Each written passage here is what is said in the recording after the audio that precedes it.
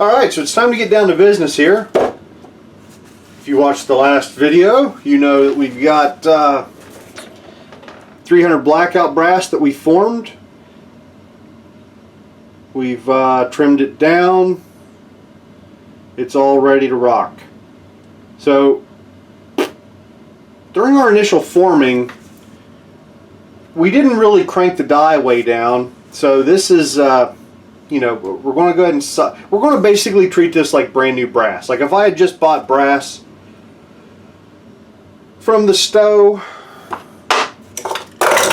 I'm going to treat this exactly like I would. I'd pull it out, I'm going to full length resize it, I'm going to trim it, and then we're going to freaking load it. So that's really where we're at with this stuff. And yeah, let's just jump right into it. I'm going to use the lead eyes. So this guy, I would take it down until it touches, and I'm going to go an additional quarter turn. So that's a pretty nice cam over.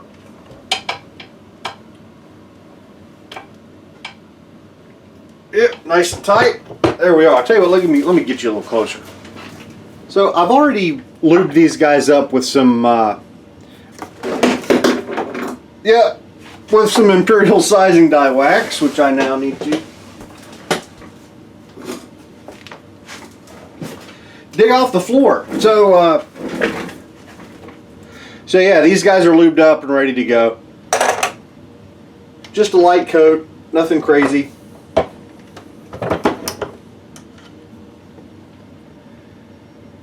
And there we are. Let's see if I can.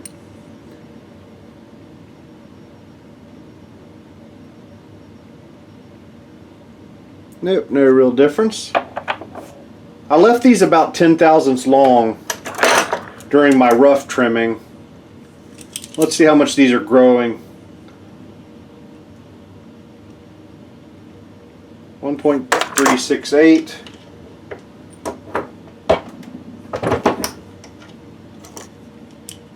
And 1.369, 368. Yep. Okay, so they're at least not growing.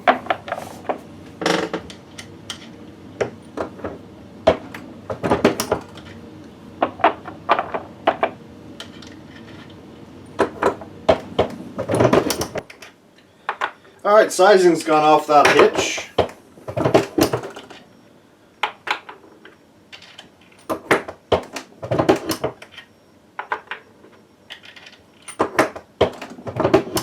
So, you know, some of this may seem redundant, and it probably is. I mean, just keep in mind, this is my first time through this process. This is not so much instructional as it is, you know, just me kind of documenting my learning process here.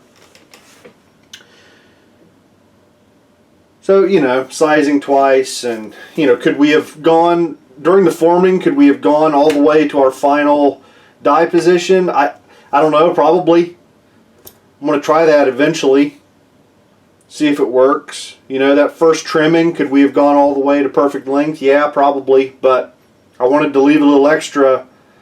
I took off so much freaking material during that initial trimming that even though I, you know, hit it with some deburring stuff, some of them, you know, there was still a little bit of like a ridge there around the case mouth and stuff. So I just kind of wanted to reset, clean them all up, and then just hit them again and take off that last, I think it's going to be like 6 or 8 thousandths, and hopefully get a really nice, clean, nice square case mouth. So let's see, what I need to do now is wipe the lube off these guys and then get to trimming.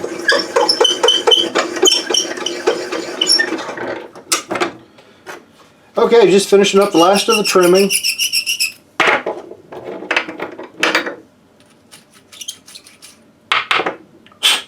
There we go. So these guys are all pretty much ready for priming. Before I do that though, so you know, we still got what, almost 70 cases or 60 something cases. I'm going to sort these guys by weight and discard some, you know, cull some from the group just to get down to our good group of 50. So Let me weigh these guys real quick. I'll show you what happens. Okay, here's the weight dispersion on our brass. The lightest was 83.1 grains and the heaviest was 85.3 grains.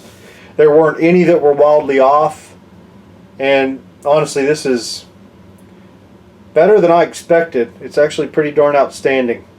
So and the other head stamp, that FC head stamp was right there. So even it fell within this exact same weight range.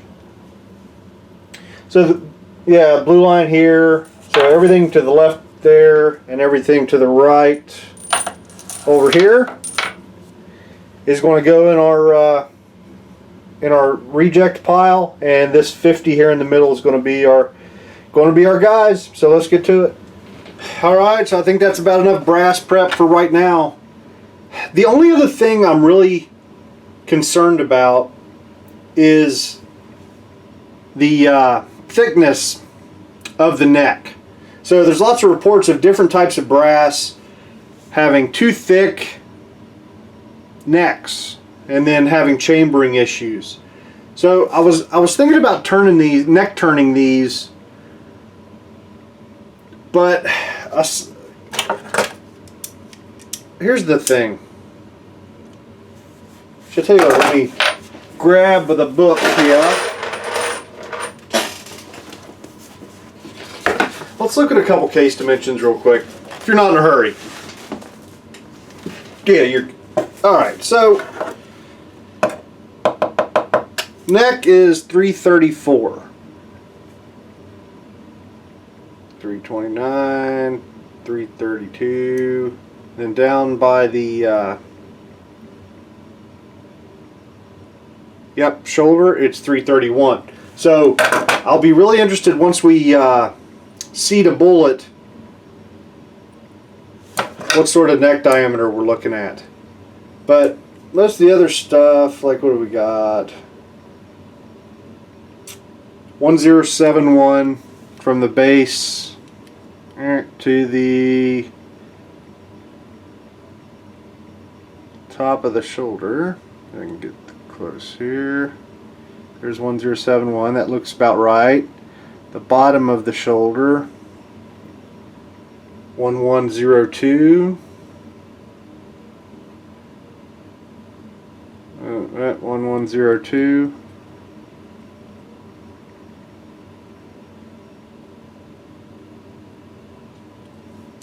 Diameter above the shoulder, 361.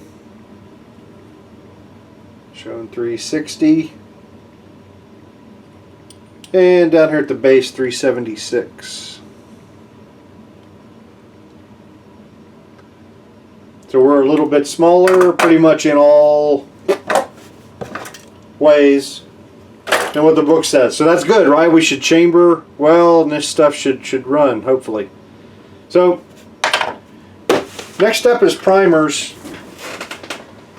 I'm going to use number 41 primers, just like I do for 5.56 ammo. So I'm just going to seat them with my hand priming tool here.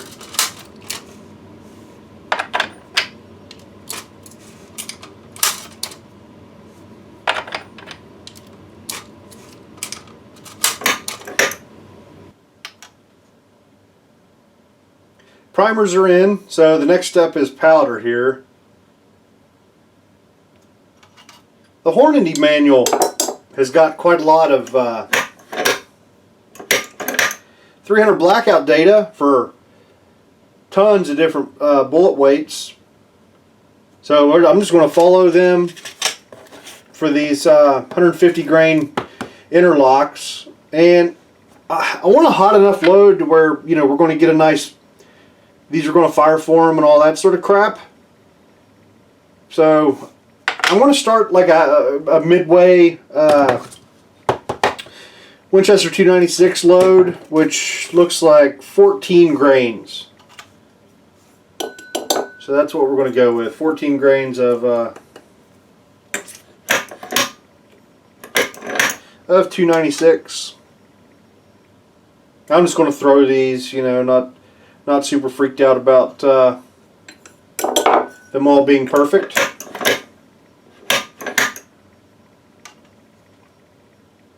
Yep, this thing's throwing perfect.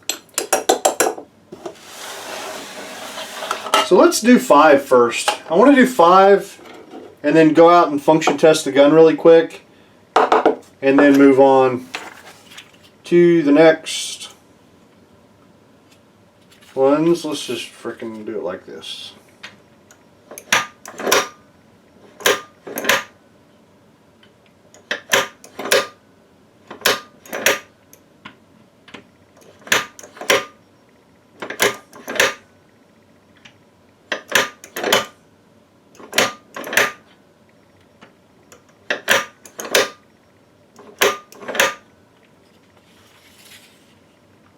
Okay, quick visual inspection. That's pretty nice case fill. I don't know that I could show it to you, but it's probably up to about right there. Which with these, yeah, with these bullets, I'm not a whole lot of space left. Okay, so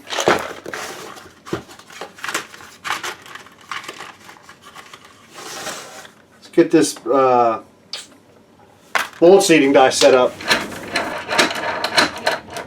Okay, so this seating die is one of these lead, I think they call like dead length bullet seating dies. These always kind of freak me out a little bit because you screw it down until it touches the shell holder,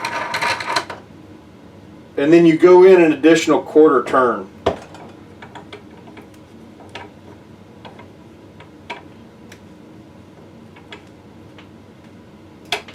There we go, which is, you know, that's a little bit backwards from what you generally see with seating dies that are up off the shell holder. So that's set. Now we're just on to bullet depth. Make sure I grab, yeah, that's got powder in it. Nice tight fit there. Okay, let's try that again.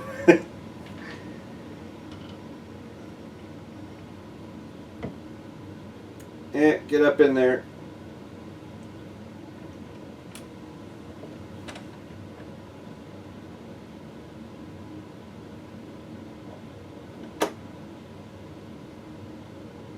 That got it started. Like this seating stem is way out, like I can see the threads, but that seemed like it seated quite a bit. So our target overall length is 2.220. Yeah, see, that's already short. Holy smokes. Did I screw something up here?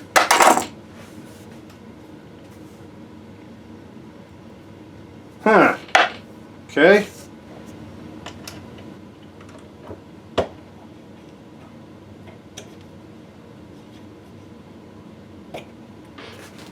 Huh. Yeah, there's just there's not enough adjustment room on this freaking seating die. Let me jump on the old internet, see what people have to say about this. This thing is just crazy long. I mean, I guess might be able to just chop this thing shorter, but this just seems crazy long. Or maybe they sent me the wrong size. Tell you what, I'm anxious to shoot this guy. So we're just going to file this away as a mystery to be solved later, and yeah, we'll just go ahead and move over to our Forster seating die. I haven't cleaned this guy yet. Fuck it. It'll be all right.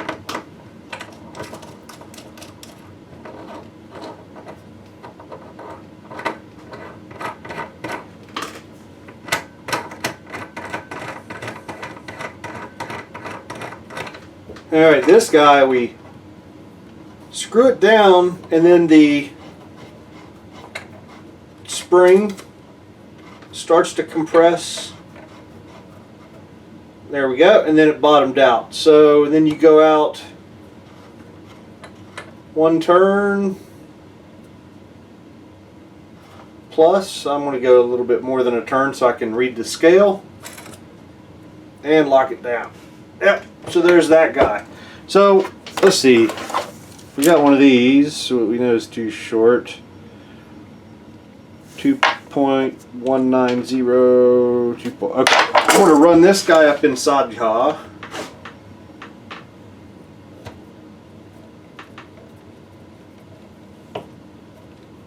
Alright, and then screw it down until I feel it touch the bullet.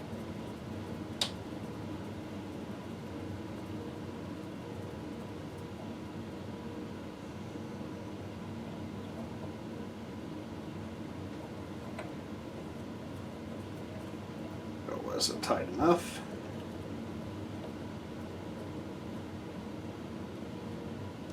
Alright, so that right there is where it touched the bullet, which was 30 thousandths too short. So if I go, we'll call that 5, 10, 15, 20, 25, 30 thousandths longer. And we'll go just a little bit more just for the hell of it. Now let's see the bullet with this guy, see if we get a length that's a little bit better. Yep, visually inspected, that does have powder in it.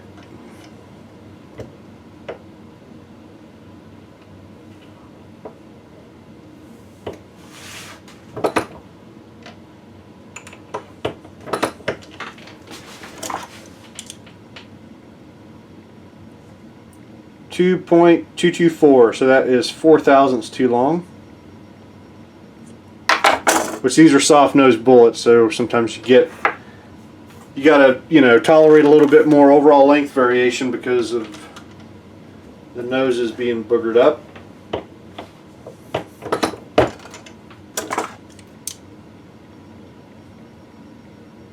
.226. Alright, I'm gonna go down. We'll go down 5 thousandths. That one should be 1 thousandths long. And this one will probably be 1 thousandth short. Yep, 1 thousandth short. And 1 thousandth long. Okay, let's do this last one here in this row.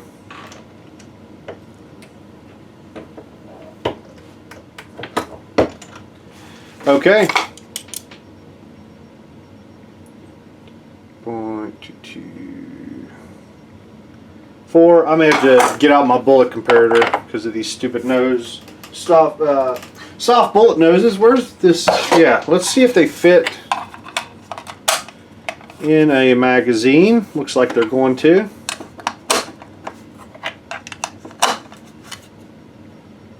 Beautiful.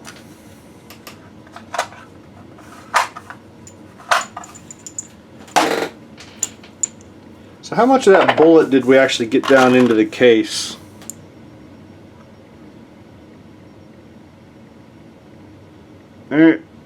Not much, right? I mean, it's barely just the length of the neck there. Yep. So there it is. Next. Well, I'll tell you what. Let me pull these bullets really quick. Because, yeah, I don't want to move on until I get those pulled and done. So, yeah, those guys weren't terribly easy to pull. So we have plenty of neck tension there. Which is, you know, just kind of what I was pondering there with the amount of the bearing surface of the bullet that was touching the neck. So, okay. Powder's out of those guys. I'm going to go ahead. I wonder if they'll still grab a bullet.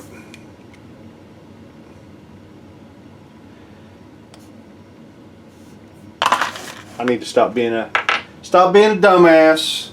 Let's go over here to the sizing die, and it's got a freaking decapping pin.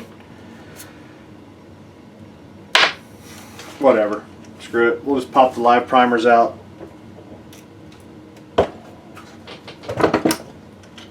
Okay.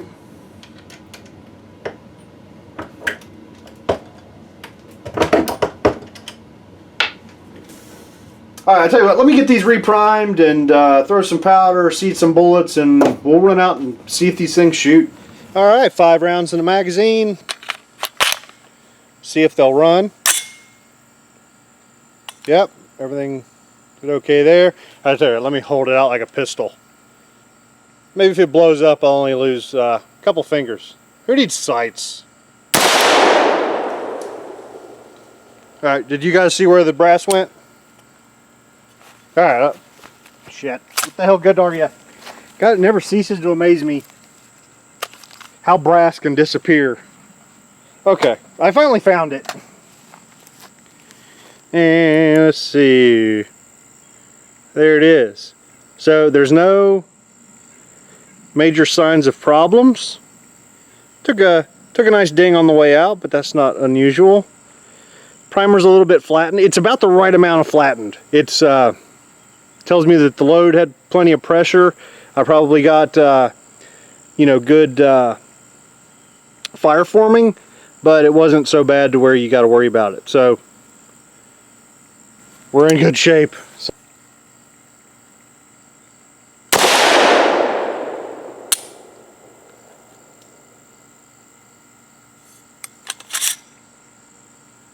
Yep, we didn't feed the next one. Yep, I'm in there. Still didn't strip off.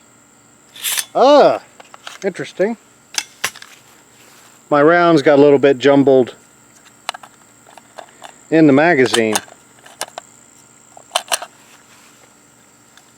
don't know if that was a fluke or if we're going to have problems. Alright, let's see what happens here.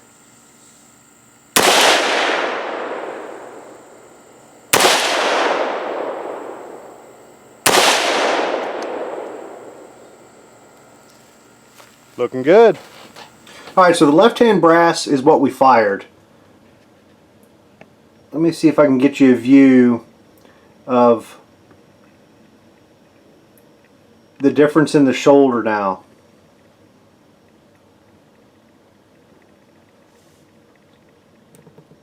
These 5 are new ones we just formed that haven't been shot, and then these are the 5 that have been shot.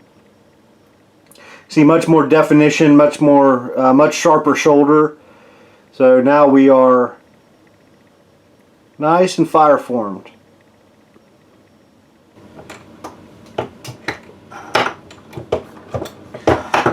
All right, that is it. Got 50 rounds, ready to rock. I think I'm going to end this video here. I'll do like, the next video will be zeroing with the rifle and doing some initial accuracy testing with this stuff. And then once we get through that and feel like we have worked out any problems with the rifle, then we'll move on to the Barnes bullets and lots of other fun stuff. So, alright, see you guys next time.